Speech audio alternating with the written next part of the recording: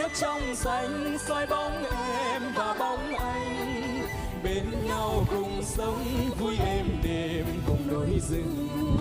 Đất nước hòa bình hạnh phúc ta như mùa xuân.